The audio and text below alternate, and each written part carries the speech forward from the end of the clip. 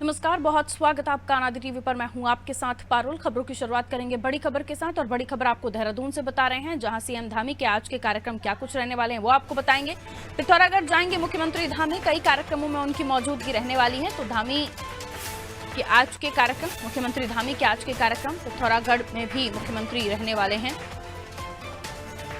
कई कार्यक्रम होंगे जिनमें वो शामिल होने वाले हैं। तो सीएम धामी का आज का दौरा पिथौरागढ़ रहने वाला है, जहां मुख्यमंत्री धामी की मौजूदगी अलग अलग कार्यक्रमों में रहने वाली है। क्या कुछ आज के उनके कार्यक्रम रहने वाले हैं वो हम जानेंगे।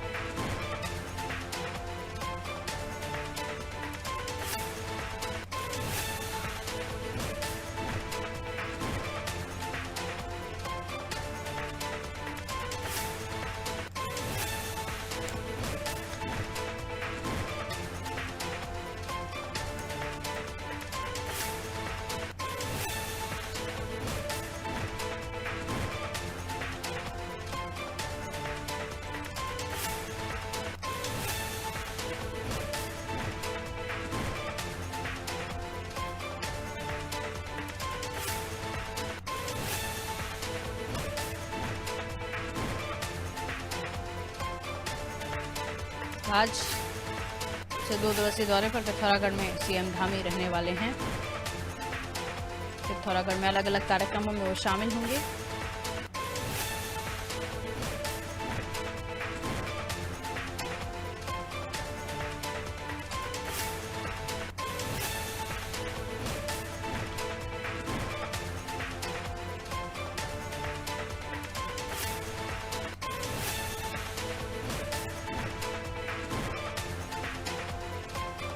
और सोनू जुड़े हुए हमारे साथ खबर पर जानकारी के लिए। पिथौरागढ़ कार्यक्रम में रहने वाले हैं मुख्यमंत्री धामी। सोनू, क्या कुछ आज उनके कार्यक्रम रहेंगे, क्या कुछ उनका शेड्यूल रहने वाला है? देखिए पारुल, इस वक्त मुख्यमंत्री आवास में है, काफी कार्यों का निस्तारण कर रहे थे और अब मुख्यमंत्री अब से कुछ समय बाद जो देहरादून का जॉली ग्रांट एयरपोर्ट है वहां पहुंचेंगे और उसके बाद स्टेट प्लेन से मुख्यमंत्री पिथौरागढ़ के लिए रवाना होंगे और पिथौरागढ़ पहुंच के जब पहुंचेंगे तो कई कार्यक्रम मुख्यमंत्री के हैं।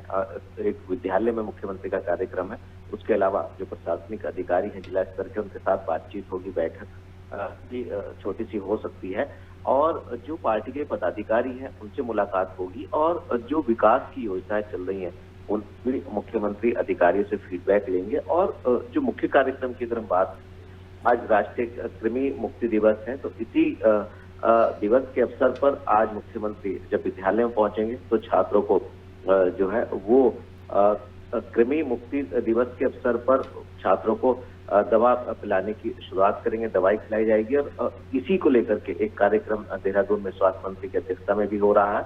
तो प्रदेश स्तर पर इस कार्यक्रम को सरकार आयोजित कर रही है और जो तमाम बच्चे हैं उनको किस तरह से उनको कृमिनाशक दवा दी जाए और उससे मुक्त किया जाए, तो ये कार्यक्रम है। और पिछले साल जब ये कार्यक्रम आयोजित हुआ था तो जो लक्ष्य बच्चों का रखा गया था, इस बार उस संख्या को बढ़ाया गया है। पिछले साल की अगर हम बात करें तो तकरीबन 34 लाख बच्चे थे और इस बार करीबन 38 लाख बच्चों को सरकार ये कृमिनाशक जो दवा है इसको देने जा रही है। तो इसी कार्यक्रम में मुख्यमंत्री शामिल होंगे और उसके बाद फिर देहरादून के लिए वापस रवाना हो जाएंगे। बिल्कुल, तो आज के सीएम धामी के जो कार्यक्रम है उसके बारे में सोनू हमें बता रहे थे। सीएम धामी का अलग अलग जगहों पर कार्यक्रम है, जहां पिथौरागढ़ में भी वो पहुंचेंगे और अलग अलग कार्यक्रमों में शामिल रहने वाले हैं। सोनू, लौटूंगे आपके पास अगली खबर पर, आपसे जानकारी लेंगे।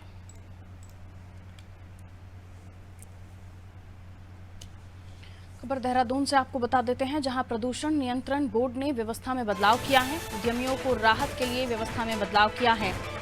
पीसीबी ने एनओसी देने की प्रक्रिया में बदलाव कर दिया है। उद्यमियों को साल में 2 बार एनओसी दी जाएगी। अभी तक साल में 1 ही बार एनओसी देने की व्यवस्था थी।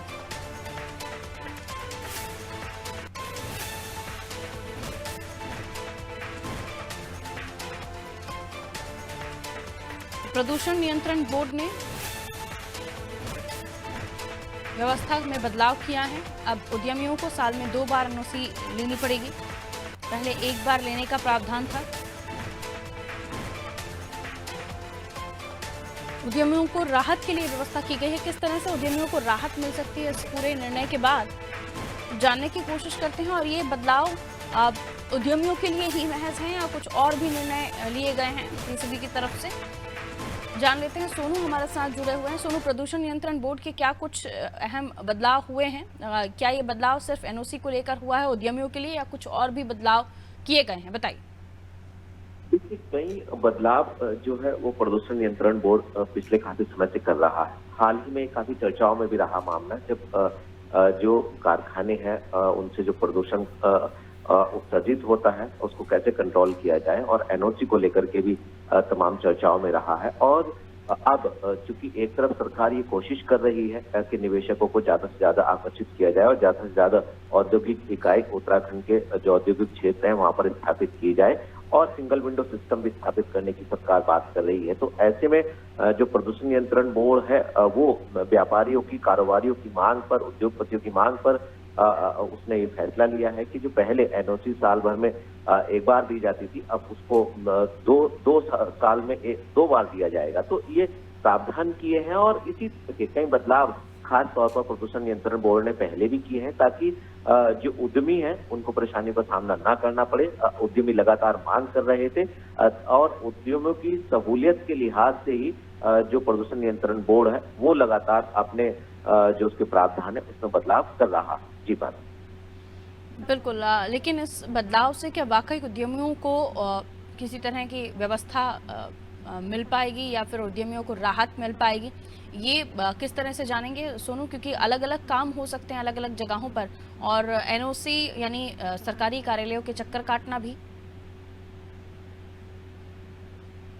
देखिए, ये जो कारोबारी हैं, कुछ जो खास तौर से उधम सिंह नगर क्षेत्र के जो उद्यमी हैं, उन्होंने मांग की थी कि जो एनओसी है उसमें बदलाव कर दिया जाए। उन्हीं की मांग के अनुरूप ये बदलाव किया गया है, और जैसे ही कारोबारी या जो उद्यमी है जो अपनी डिमांड रखते हैं बोर्ड के सम्मुख या सरकार के सम्मुख, देखिए जो ये प्रदूषण नियंत्रण बोर्ड है इसका सीमित अधिकार क्षेत्र है, और ऐसे में जो बोर्ड के अधिकार क्षेत्र हैं ये सिर्फ उसी व्यवस्थाओं में बदलाव किया जा सकता है, और जो शेष अधिकार है वो राज्य के जो उद्योग विभाग है उसको और सरकार को प्राप्त है। तो ऐसे में कुछ जो सीमित अधिकार हैं उन अधिकारों के दायरे में रहते हुए प्रदूषण नियंत्रण बोर्ड ने अपनी व्यवस्थाओं में बदलाव कर सकता है, और जो शेष जो व्यवस्थाएं हैं वो राज्य सरकार के उद्योग विभाग के अधीन आती हैं। तो ऐसे में जो और बदलाव यदि उद्यमी चाहते हैं तो निश्चित तौर पर उद्योग विभाग के का दरवाजा खटखटाना होगा और सरकार से गुहार लगानी होगी। तो फिलहाल हम प्रदूषण नियंत्रण बोर्ड की बात कर रहे हैं। प्रदूषण नियंत्रण बोर्ड से मांग की जा रही थी उद्यमियों के द्वारा, और जो उद्यमी है उनकी मांग को बोर्ड ने स्वीकार कर लिया है, और आने वाले समय में कुछ उद्यमियों को इससे राहत जरूर निश्चित तौर पर मिलने वाली है।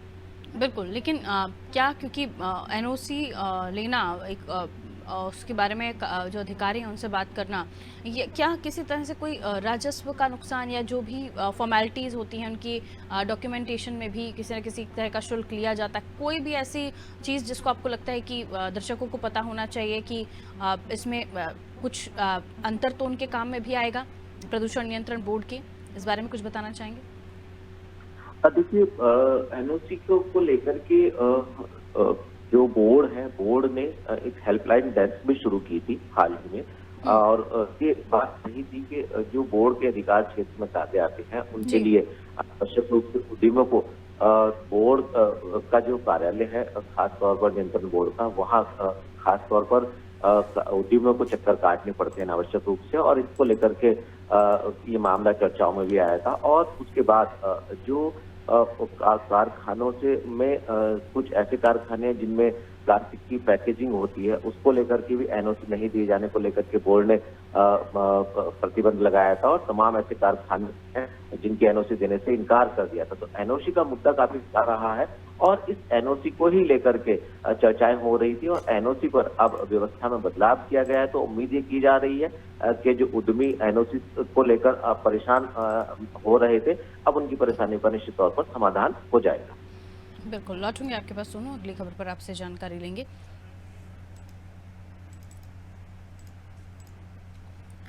तो प्रदूषण नियंत्रण बोर्ड ने व्यवस्था में बदलाव किया है, उद्यमियों को राहत के लिए व्यवस्था में बदलाव किया गया है। इससे उद्यमियों को राहत भी मिलेगी, और ये उद्यमियों की खुद की डिमांड थी कि इस तरह के बदलाव किए जा सकें ताकि उन्हें एक हद तक राहत मिल सके। प्रदूषण नियंत्रण बोर्ड ने अपने अधिकारों के तहत जो तब्दीलियां की हैं उससे निश्चित रूप से उद्यम सिंह उद्यमियों को जो है वो फायदा मिल सकता है, राहत मिल सकती है। और इसी को लेकर जैसे सोनू भी बता रहे थे कि हेल्प डेस्क की भी शुरुआत की गई है ताकि कोई भी अगर परेशानी होती है, दिक्कत होती है तो उसका हेल्प डेस्क पे समाधान मिल सके।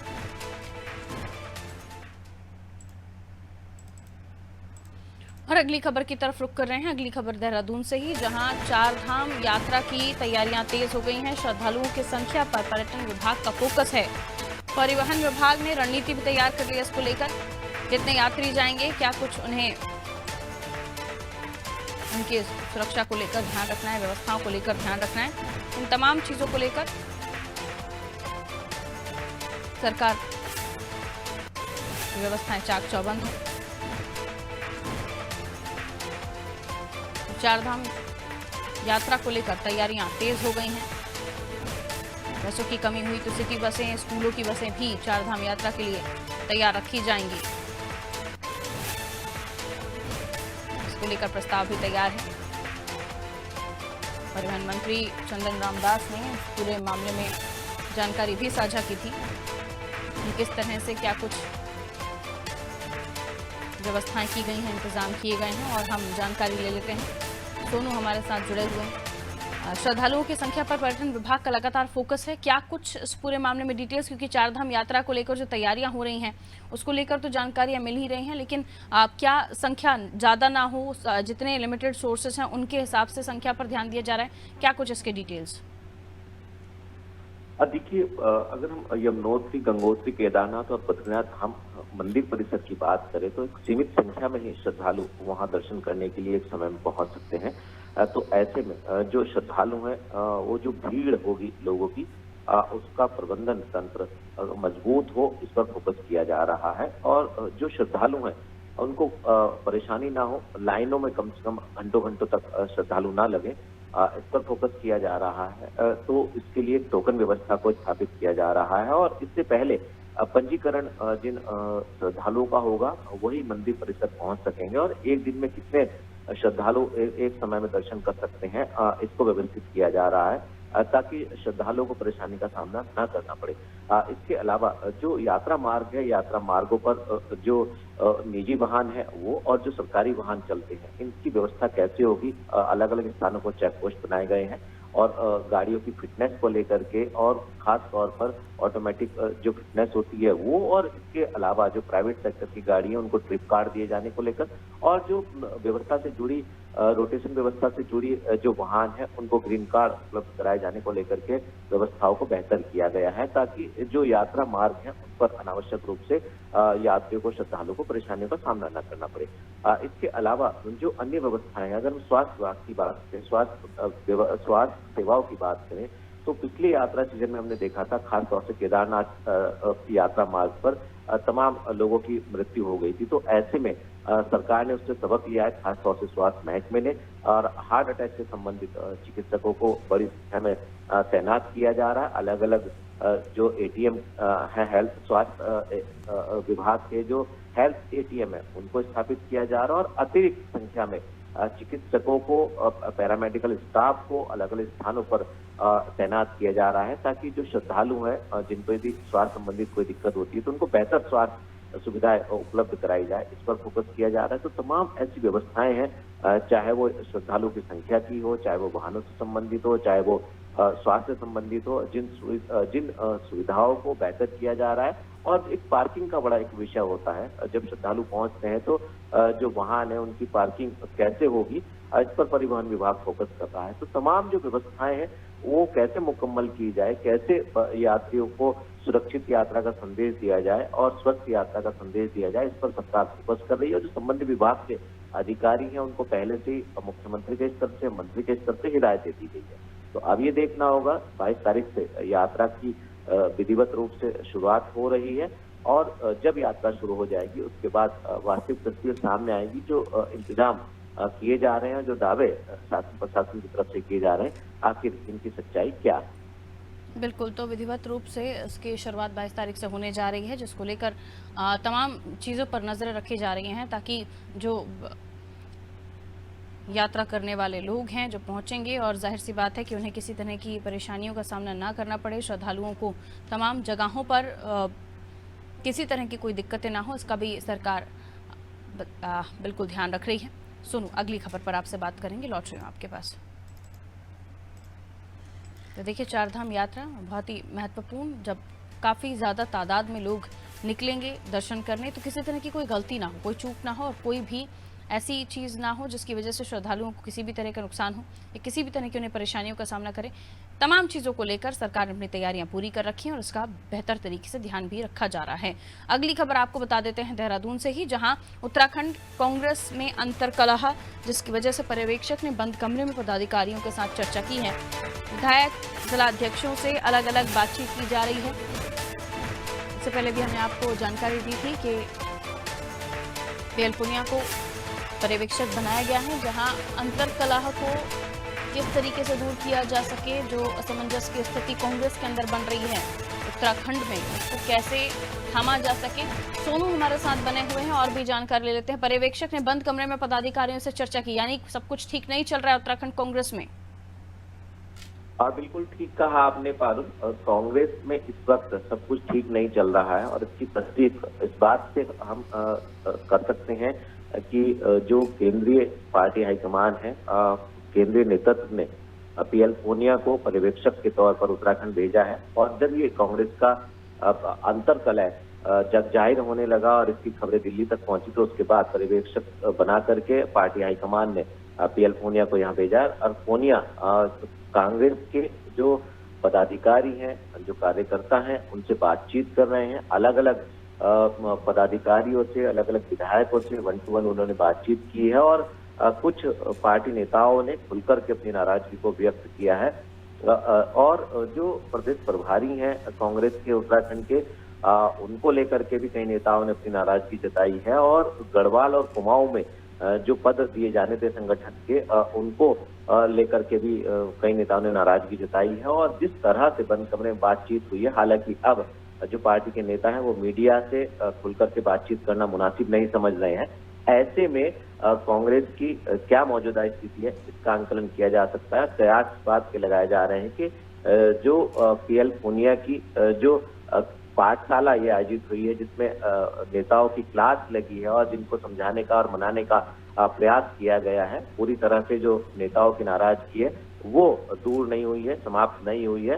और अब ये देखना होगा कि जिस तरह से पर्यवेक्षक ने इनको समझाने की कोशिश की, मनाने की कोशिश की है, आखिर इसका फर्क आने वाले समय में किस रूप में संगठन में दिखाई देगा। क्या ये नाराजगी का सिलसिला यूं ही जारी रहेगा, या जिस तरह ये इनको समझाया गया है, क्या ये मान मनोबल सफल हो पाएगा, ये देखना होगा। बिल्कुल, लेकिन ऐसे में अगर इसी तरह से अंतर्कलह चलती रही और जब एक दूसरे के लिए जो आपसी सामंजस्य होना चाहिए वो नहीं होगा पार्टी में, तो पार्टी दूसरे दलों से, क्या अपने दलों से ही पहले, अपने दल के अंदर ही पहले लड़ाई कर रही है, पहले उन्हीं से जूझ रही है और उसके बाद उनका कंपटीशन दूसरे दल से होगा। ऐसे में कांग्रेस के लिए उत्तराखंड में स्थिति और भी बेकार हो जाएगी, और भी स्थिति बिगड़ जाएगी अगर इसी तरह के हालात बने रहे तो। और अगर पहले ही हम देखें जिस तरह की खबरें निकलकर सामने आती है कांग्रेस में अंतर्कलह की, जब पर्यवेक्षक पहुंच रहे हैं वहां पर, उन्हें ये समझाना पड़ रहा है कि किस तरह से एकजुट होकर लड़ाई लड़नी है, और उसके बावजूद भी अगर बात नहीं बनती है, तो कांग्रेस के लिए आने वाले समय में क्या कोई और बड़ा चेहरा होगा जो कांग्रेस की तरफ से समझाने पहुंचेगा? क्योंकि उत्तराखंड में हम देखते हैं कांग्रेस उन पार्टियों में से नहीं है जो बहुत ज्यादा पिछड़ी हुई हो या वहां पर कमजोर स्थिति बहुत ज्यादा हो। देखिए पारुल, ये जो आपने सवाल किया है बहुत अपने आप में वाकई एक अहम सवाल है, क्योंकि एक तरफ पार्टी के नेता समझा रहे हैं और दूसरी तरफ जो पाठ इनको पढ़ाया जा रहा है उसका असर जो सूत्रों की अगर हम बात करें तो हमें कम से कम नजर नहीं आ रहा है।